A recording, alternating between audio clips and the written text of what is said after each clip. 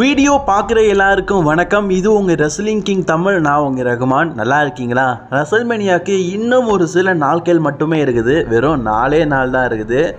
அதுக்குள்ளே நமக்கு இன்றைக்கி திடுக்கிடும் அப்டேட். நம்ம ரோமன் ரெயின்ஸ் நம்ம எதிர்பார்க்காத ஒரு செய்கையை பண்ணியிருக்காரு. அப்புறம் பிராக் லெஸ்னரை பற்றி, டீமன் ஃபின் பேலரை பற்றி எக்கச்சக்க ரெஸ்லிங் செய்திகள் இருக்குது. வாங்க சேனலுக்குள்ளே போகலாம். ஃபஸ்ட் டைம் சேனலுக்கு வந்துருக்கோங்க, சப்ஸ்கிரைப் பண்ணிக்கோங்க. பெல் ஐக்கானை கிளிக் பண்ண முடியுமா? தினமும் ஒரு ரெஸ்லிங் செய்திகளை தமிழ் மொழியில் தெரிஞ்சுக்கோங்க. இப்போ ரோமன் ரெயின்ஸை பொறுத்த வரைக்கும் நம்ம WWE எப்படி பார்க்குறோம்? எல்லாருமே மிரட்டுற ஒரு டான் அப்படிங்கிற மாதிரி தான் பார்க்குறோம். ஆனால் ரியல் லைஃப்லேயே பார்த்தீங்கன்னா ரோமன் ரெயின்ஸ் ஒரு டான் அப்படிங்கிறத நிரூபிச்சிட்டாரு. அதாவது ரோமன் ரெயின்ஸுக்கு பொண்ணு உண்டு அப்படிங்கிறது உங்கள் எல்லாருக்குமே தெரியும். ஆமாப்பா ரொம்ப சின்ன பொண்ணு அப்படின்னு நினைக்காதீங்க. ஏன்னா நம்ம பார்க்கும்போது சின்ன பொண்ணு, அப்போவே நம்ம சின்ன பசங்களாக தான் இருந்தோம். கொஞ்சம் யோசிச்சு பாருங்கள். 2017-16 கடத்தில் அந்த பொண்ணை நம்ம பார்த்துருப்போம். கரெக்டாக 10 வருஷம் ஆயிடுச்சு. அந்த நேரத்தில் அந்த பொண்ணுக்கு 11 வயசு 12 வயசுனால இப்போ 22 வயசு. ஆமாப்பா வயசு போனதே தெரிலல அப்படிங்கிற மாதிரி நமக்கு தோணுது. இந்த பொண்ணை தான் நம்ம அந்த டைமில் பார்த்துருப்போம். ரோமன் ரெயின்ஸ் WWEக்கு வந்து அந்த face of the wrestling company 2015-2016 காலத்தில். அப்போ சின்ன பொண்ணாக இருந்தது, இப்போ பெரிய பொண்ணாகவே ஆயிடுச்சு. ஆக்சுவலி காலேஜ் பட்ட படிப்பெல்லாம் முடிக்கிற அளவுக்கு வந்துடுச்சு. இன்னும் கொஞ்சம் நாள்ல வேலைக்கு போக ஆரம்பிச்சிடும். இந்த அளவுக்கு ஒரு பெரிய பொண்ணை தான் நம்ம ரோமன் ரெயின்ஸ் வந்து வச்சிருக்கிறாரு. அப்படிப்பட்ட ரோமன் ரெயின்ஸோட பொண்ணை நீங்கள் பார்க்கணுன்னா 2025 இப்போ சமீபத்தில் எடுத்தாங்களே, இதான் அவங்களோட ஃபோட்டோ. கீழே இருக்கிறாங்களே இவங்க தான். என்னப்பா பெரிய ஆளாக இருக்கிறாங்களே அப்படின்னு நிறைய பேர் யோசிக்கலாம். சில பேர் பார்த்தீங்கன்னா ரோமன் ரெயின்ஸோடைய பேசாமல் மருமகன் ஆயிரலாமோ, ரசிகராக இருக்கிறதுக்கு பதிலாக அவர் பொண்ணையே கல்யாணம் பண்ணிக்கலாமோ அப்படிலாம் நினச்சிங்கன்னா உங்களுக்கு ஏற்ற ஒரு செய்தியை தான் நான் சொல்ல வந்திருக்கிறேன். அதாவது ரோமன் ரெயின்ஸோடைய பொண்ணுக்கு ஆல்ரெடி ஒரு பாய் ஃப்ரெண்ட் இருக்குது. சரி நல்லா இருந்துட்டு போட்டுன்னு கேட்டிங்கன்னா, நம்ம ரோமன் ரெயின்ஸ் வந்து தகப்பனாக ஒரு விஷயத்தை பண்ணியிருக்கிறாரு. அதாவது அவருடைய பாய் ஃப்ரெண்ட் இருக்கார்ல, பையனுடைய பாய் ஃப்ரெண்ட், அவனுக்கு போயிட்டு ஒரு மிரட்டல் கடிதத்தை விட்டுருக்காரு.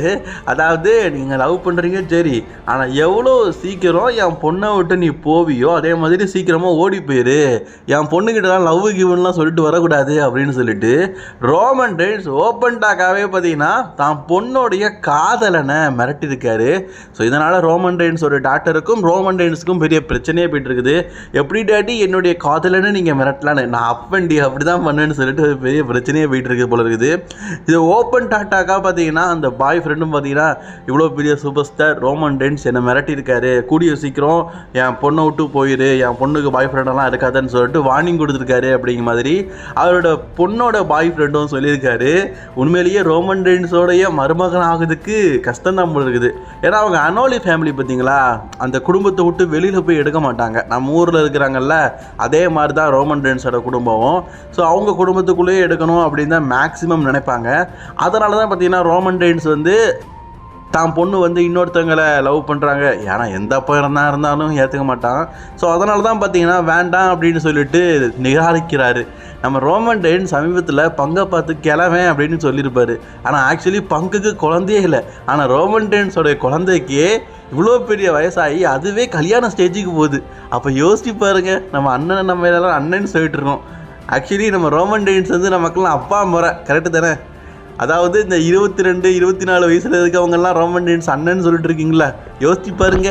நம்ம எல்லாருக்குமே தகப்பன் முறை. இதுக்கப்புறமா ரோமன் ரெயின்ஸ் பார்த்தீங்கன்னா அண்ணா OTC கிடையாது, ரோமன் ரெயின்ஸ் டேடி அப்படின்னு சொல்லிட்டு எல்லாரும் அன்புடன் கூப்பிடுங்கப்பா. இருந்தாலும் ரோமன் ரெயின்ஸ் வந்து ரொம்ப ஸ்ட்ரிக்ட்டுப்பா. தான் பொண்ணை இன்னொருத்தன் லவ் பண்ணுறான்னு தெரிஞ்ச உடனே கோவப்பட்டு என்ன காரியம் பண்ணியிருக்காரு பற்றியலா. விளம்பர பலகை ட்ரிபிள் H அப்படின்னு நம்ம சொன்னாலும் உண்மையிலேயே ட்ரிபிள் Hம் WWE ஒரு வேலைக்காரன் தான். அவர் WWE மாட்டிக்கிட்டு இருக்காரு. TKO குரூப்ஸ் தான் பார்த்தீங்கன்னா WWE ஆட்டி படைச்சிக்கிட்டு இருக்குது. இந்த வின்ஸ் மெக்மேன் ஆரப்பையை WWE விற்காமல் இருந்திருந்தாங்கன்னா இந்த நிலைமை ஏற்பட்டிருக்குமா? இப்போது TKO குரூப்ஸ் பார்த்தீங்கன்னா முழுக்க கார்பரேட் ஆனதுனால அவங்களுக்கு ஷேர் அதிகமாக தேவைப்படுறதுனால விளம்பர பலகையை அதிகமாக யூஸ் பண்ணுறாங்க. WWE ரெஸ்லர்ஸ் யூஸ் பண்ணுற ஜட்டியில் கூட பார்த்தீங்கன்னா எங்கள் முகம் தான் தெரியணும் அப்படின்னு சொல்லிட்டு முழுக்க விளம்பரம், பெப்சி விளம்பரம், ஸ்னிக்கர்ஸ் விளம்பரம், அவங்களுக்கு எவனா அதிகமாக காசு தரானுங்களோ அவங்களோட விளம்பரத்தில் அதிகமாக யூஸ் பண்ணிகிட்டு இருக்கானுங்க. அது நல்லாவே தெரிஞ்ச விஷயம் தான். ஏன் WWE ரெஸ்லிங் கெரியர்லையே நான் WWE பார்த்தீங்கன்னா இந்த ரிங் சைடில் ஒரு விளம்பரத்தை கூட பார்த்ததே கிடையாது, புட்டு விளம்பரத்தை கூட பார்த்ததே கிடையாது. அப்படி இருக்கிற பட்சத்தில் இந்த விளம்பர பலகையை கொண்டு வந்ததே இந்த TKO குரூப்ஸ் தான். அதுலேயும் பார்த்தீங்கன்னா ப்ரைமோடைய லோகோ சின்னதாக தான் இருந்திருக்கும், அதுக்கே பெரிய பிரச்சனைன்னு சொல்லிட்டு இருந்தாங்க. ஆனால் இப்போ பாருங்கள் ஸ்னிக்கர்ஸு கிரிக்கெட்டு அப்படி இப்படின்னு சொல்லிட்டு மூளைக்கு மூளை பார்த்தீங்கன்னா அட்வர்டைஸ்மெண்ட் தான். அதாவது ரிங்கை காட்டிலும் அட்வர்டைஸ்மெண்ட், அதுலேயே கலரையும் மாற்றிட்டானுங்க. அந்த பியூர் ஒயிட்டாக பார்க்கறதுக்கே நல்லா இருந்தது, இப்போ அது அப்படியே ஒரு மெரூன் கலராக முழுக்க அட்வர்டைஸ்மெண்ட்டுக்கு ஏற்ற மாதிரியான கலராகவே மாற்றிட்டானுங்க. இதுக்கு காரணம் ட்ரிபிள் ஹெச் கிடையாது, டபிள்யூடபிள்யூடைய மேனேஜ்மெண்ட்டோடைய மிகப்பெரிய ஹெட்டாக இருக்கிற டிகேஓ குரூப்ஸ். அப்படிப்பட்ட குரூப்ஸ் லாஸ்ட் இயர் ரசல்மேனியாவுடைய ரிங்கையும் அப்படி தான் பண்ணியிருந்தாங்க.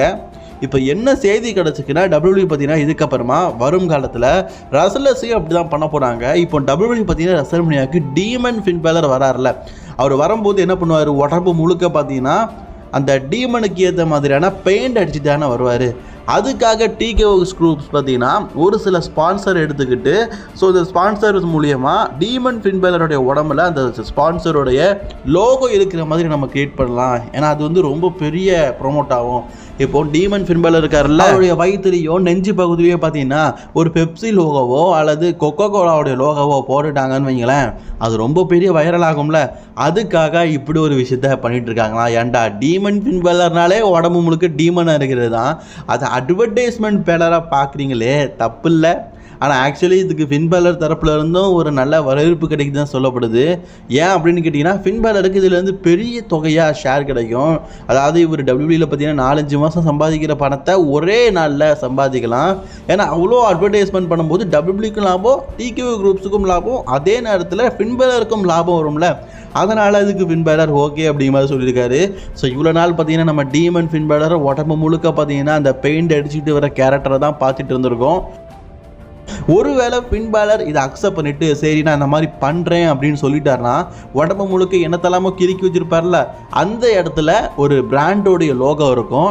அதாவது டீமன் ஃபின் பேலர் அட்வர்டைஸ்மெண்ட் ஃபின் பேலராக மாறுற தருமை ஏற்படும். அதாவது நம்ம தமிழ் படத்தில் முழுக்க பொண்டாட்டி காஞ்சனாவை சந்திரமுகியாக மாறுற தருணத்தை பாருன்னு சொல்லுவோம்ல, அதே மாதிரி முழுக்க டீமன் ஃபின் பேலர் அட்வர்டைஸ்மெண்ட் ஃபின் பேலராக நம்ம கண்ணு முன்னாடியே மாறிக்கிட்டு இருப்பார். வாரம் நடந்து முடிஞ்ச ஃப்ரைடே நைட்ஸ் மட்டும் இல்லை, பேட் மெக்கஃபி கோடி ரோட்ஸ் கூட கான்ட்ரவர்சி ஏற்பட்டிருப்பாரு. ராண்டி ஆர்டன் அட்டாக் பண்ணியிருப்பாரு. போகும்போது பார்த்தீங்கன்னா அந்த டைட்டில் தூக்கிட்டு போயிருப்பாரு, அதாவது திருடிக்கிட்டு போயிருப்பாரு. நம்ம மொழியில் சொல்லணும்னா ஆட்டையை போடுவது.